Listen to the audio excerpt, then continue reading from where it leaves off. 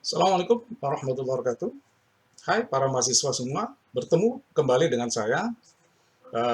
Kali ini kita akan membahas materi mata kuliah Manajemen Lembaga Keuangan Mikro Syariah. Ini adalah tentunya hal yang menarik pada materi mata kuliah ini. Kita akan masuk ke pertemuan pertama di Manajemen Lembaga Keuangan Mikro Syariah ini, yaitu kita akan membahas masalah prinsip dasar dan jenis lembaga keuangan mikro syariah. Baik, kita ke pengertian LKMS atau Lembaga Keuangan Mikro Syariah. Jadi Lembaga Keuangan Mikro Syariah biasa disingkat dengan LKMS.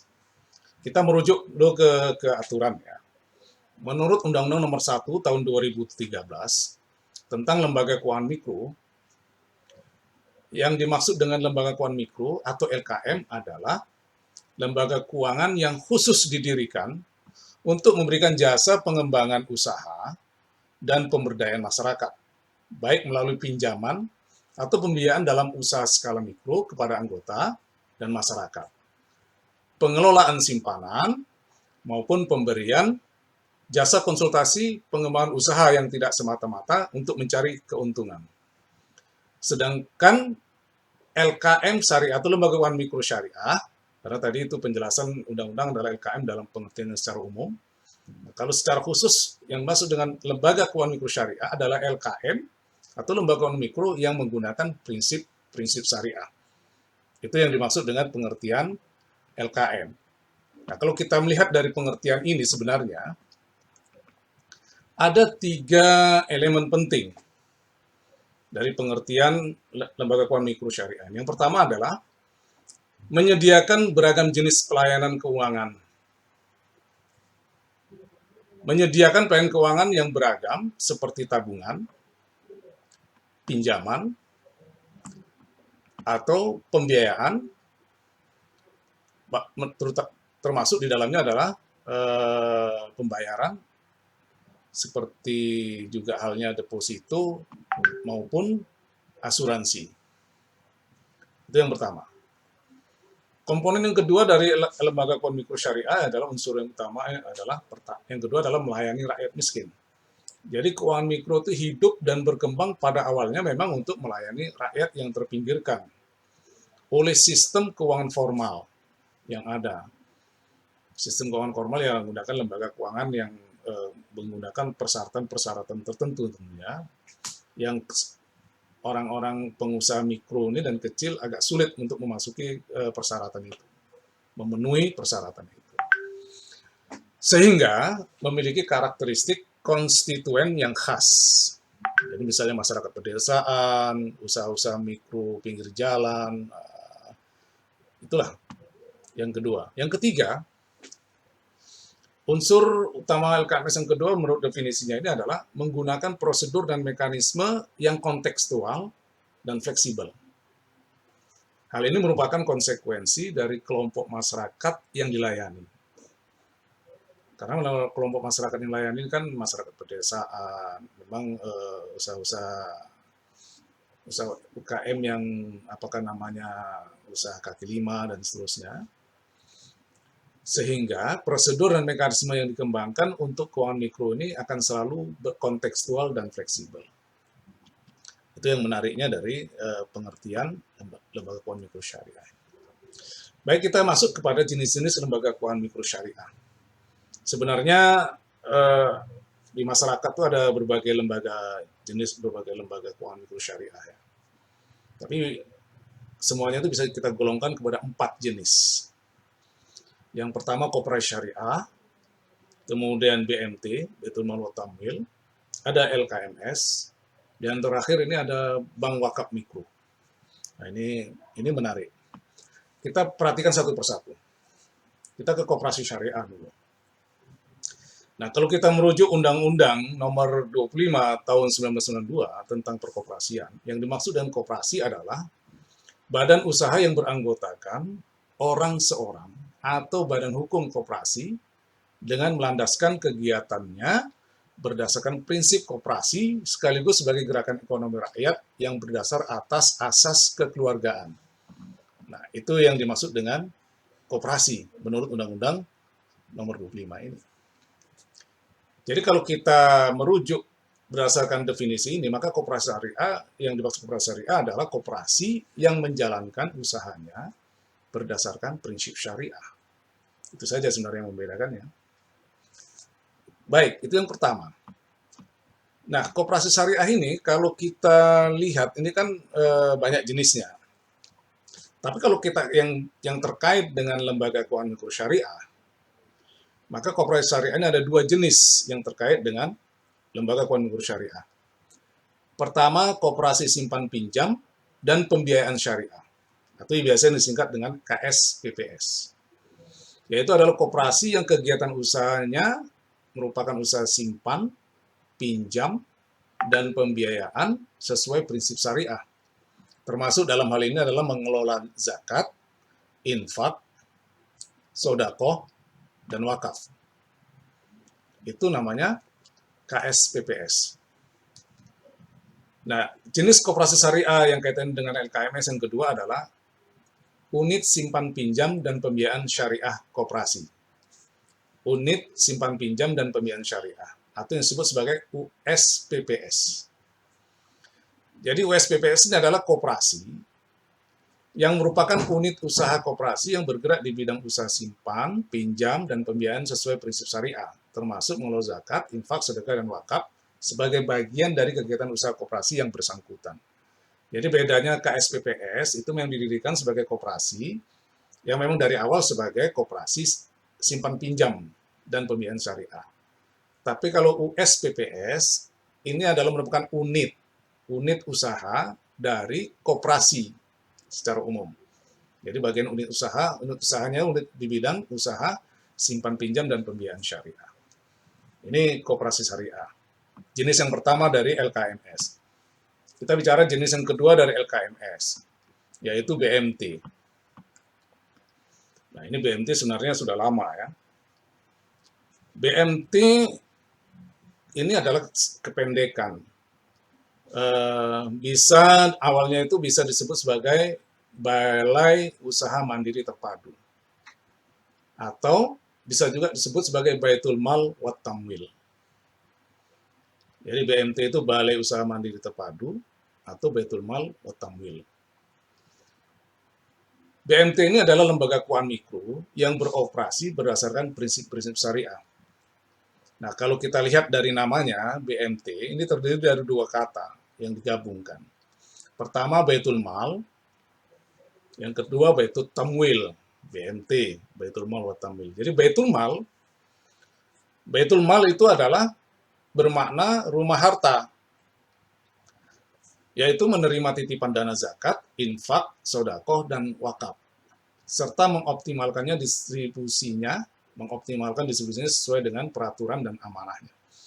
Yaitu Baitul Mal ini karena rumah harta, dia tidak mengelola harta ini untuk tujuan bisnis, tapi ini sifatnya adalah sosial. Karena itulah sumber-sumbernya adalah titip zakat, dana zakat, infak, sodakoh, wakaf, dan pendistribusinya memang harus optimal sesuai dengan peraturan dan amanahnya. Tentunya kan zakat sudah ada undang-undangnya, begitu juga wakaf. Nah, yang kedua dari BMT itu adalah Baitul Tamwil. Baitul Tamwil itu bermakna rumah pengembangan harta. Apa itu? Yaitu melakukan kegiatan pengembangan usaha-usaha produktif dan investasi dalam meningkatkan kualitas ekonomi pengusaha mikro dan kecil. Dengan antara lain mendorong kegiatan menabung dan menunjang pembiayaan kegiatan ekonomi. Itulah dia BMT, yang terdiri dari kata Baitul Mal dan Baitul Tamwil. Jenis LKMS yang ketiga itu adalah LKMS. LKMS itu sendiri. Jadi LKMS yang dimaksudnya adalah dalam makna badan usaha. Jadi LKMS dalam makna badan usaha yang didirikan dengan badan hukum berdasarkan badan hukum koperasi atau PT, serta memiliki izin usaha dari Otoritas Jasa Keuangan (OJK). Jadi LKMS dalam pengertian bukan lawan dari lembaga keuangan syariah yang bukan mikro ya. Nah, ini LKS ya, lawan dari lembaga keuangan syariah yang bukan mikro. Tapi LKMS dalam pengertian sudah menjadi sebuah lembaga atau badan hukum. Nah, menariknya, ini adalah inisiasinya dari OJK, berdasarkan undang-undang ya, undang-undang tentunya.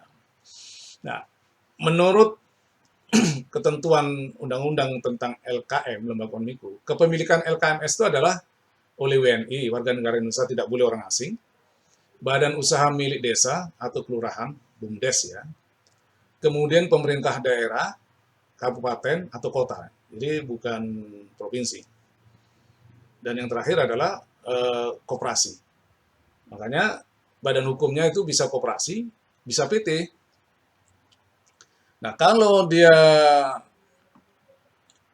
PT atau perseroan terbatas, itu sahamnya paling sedikit 60% itu dimiliki oleh pemerintah daerah, kabupaten atau kota.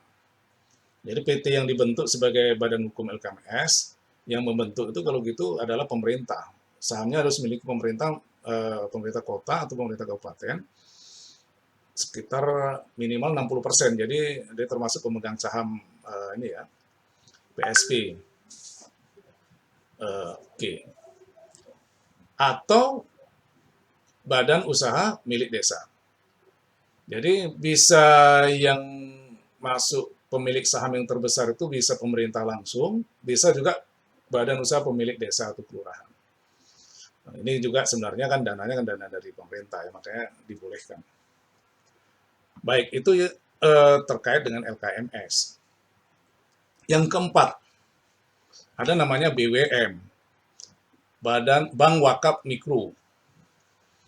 Jadi Bank Wakaf Mikro ini merupakan lembaga keuangan mikro syariah yang terdaftar dan diawasi oleh otoritas jasa keuangan. Jadi ini BWM bukan dalam pengertian wakaf, tapi Bank Wakaf Mikro ini dalam pengertian wakaf itu sebagai nama. Jadi bukan sebagai fungsinya wakaf, karena akan berbeda. Nah, ini akan berbeda. Ini perlu dipahami bahwa Bank Wakaf Mikro itu adalah sebuah lembaga. Lembaga keuangan mikro. Jadi bukan lembaga wakaf. Ini harus diperjelas. Ini bukan lembaga wakaf. Kalau lembaga wakaf itu harus mengikuti aturan undang-undang wakaf dan di bawah otoritas BWI, Badan Wakaf Indonesia, bukan otoritas jasa keuangan. Oke, baik. Jadi tujuan BWM ini apa? Untuk menyediakan akses permodalan bagi masyarakat kecil yang belum memiliki akses pada lembaga keuangan formal. Jadi istilahnya sama ya secara umum ya. Tidak bankable. Oke, makanya BWM ini sebenarnya badan hukumnya ya koperasi. Dan khasnya adalah BWM koperasinya harus koperasi pesantren. Jadi yang mendirikan itu adalah koperasi pesantren. Memang khas BWM ini memang didirikan programnya adalah untuk di pesantren-pesantren. Jadi ini paling tidak ada 4 jenis lembaga keuangan mikro syariah yang saat ini ada di Indonesia. Mungkin ada lain-lainnya macam di Aceh itu ada khusus Baitul Qirot. Sebenarnya Baitul Qirot itu sama dengan BMT. Jadi mungkin di beberapa daerah ada punya kekhasan. Tapi intinya adalah kalau kita lihat badan hukumnya itu koperasi. Kalau LKMS badan hukumnya PT, tapi pemilik terbesarnya adalah pemerintah daerah, kota, dan kabupaten. Oke, kita masuk kepada materi selanjutnya, yaitu prinsip dasar lembaga keuangan mikro syariah. Apa sih prinsip dasar lembaga keuangan mikro syariah? Nah, oke, kita akan mulai dari pertama. Ada paling tidak 6 ya, 6 prinsip dasar lembaga keuangan mikro syariah. Yang pertama adalah keanggotaannya bersifat terbuka dan sukarela. Jadi semua pun boleh masuk dan sifatnya tidak ada pemaksaan, sukarela. Nah, yang kedua, prinsip kedua adalah rapat anggota merupakan kekuasaan tertinggi. Jadi RAT itu itulah kekuasaan tertinggi. Itulah menentukan pengurus siapa, manajemen, sisa hasil usaha, permodalan dan seterusnya itu adalah ditentukan di rapat anggota. Yang ketiga, pembagian SHU ini yang penting karena ini semua menggunakan badan hukumnya koperasi kecuali PT tadi. Pembagian SHU itu didasarkan, diatur dan dasar atas jasa anggota kepada lembaga keuangan mikro. Jadi tentunya dia bagaimana dia kaitannya dengan lembaga keuangan mikro. Selanjutnya itu yang ketiga ya, yang keempat operasional LKMS itu harus berbasis syariah. Ya, jelas namanya saja lembaga keuangan mikro syariah. Kalau tidak berbasis syariah maka itu akan bukan namanya LKMS. Maka itu akan menyebabkan terjadinya ketidakpatuhan terhadap prinsip syariahnya. Yang kelima, tujuannya adalah meningkatkan kesejahteraan anggota dan masyarakat. Yang keenam, pengelolaan usahanya bersifat terbuka. Jadi betul-betul ini terbuka, terutama ini karena dari anggota oleh anggota untuk anggota, maka selalu terbuka, laporan keuangan yang jelas, program yang jelas, maka terutama dalam rapat tahunan ya. Dan yang terakhir, yang ketujuh adalah prinsip lembaga keuangan syariah ini adalah swadaya, terutama ya, memang ini bagian dari kemampuan jenis koperasi itu sendiri atau LKMS itu sendiri dari anggota oleh anggota untuk anggota, swakerta dan swasembada. Nah, ini adalah prinsip-prinsip dasar dari lembaga keuangan mikro syariah. Nah, kalau gitu apa tujuan dari lembaga keuangan mikro syariah? Paling tidak ada dua tujuan utama. Yang pertama, meningkatkan program pemberdayaan ekonomi, khususnya di kalangan usaha mikro dan kecil, serta koperasi. Tapi tetap melalui sistem syariah. Yang kedua, mendorong kehidupan ekonomi syariah dalam kegiatan usaha mikro dan kecil, khususnya dan secara umumnya pada dalam ekonomi Indonesia pada umumnya. Yang ketiga, meningkatkan semangat dan peran anggota masyarakat dalam kegiatan lembaga keuangan mikro syariah. Jadi ada tiga paling tidak tujuan lembaga keuangan mikro syariah. Baik, kita lanjutkan, apa fungsi lembaga keuangan mikro syariah? Kalau tadi pertama kita bicara tujuan, ini kita fungsi. Nah, fungsi yang pertama adalah sebagai mediator dari yang membutuhkan dana dengan pihak yang dapat menyediakan dana. Jadi lembaganya intermediari ya, financial intermediary, lembaga intermedia keuangan. Dalam instrumen yang berbentuk tabungan dan simpanan berjangka, lalu disalurkan dalam bentuk pembiayaan. Itu dia hubungan intermedianya.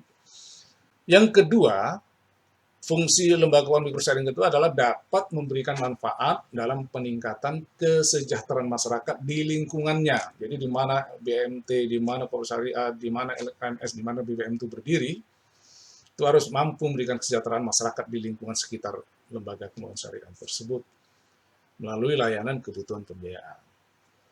Inilah saudara-saudara sekalian, para mahasiswa, materi pertama kita dari mata kuliah manajemen lembaga keuangan mikro syariah terkait dengan jenis-jenis dan terutama prinsip dasar lembaga keuangan syariah, keuangan mikro syariah.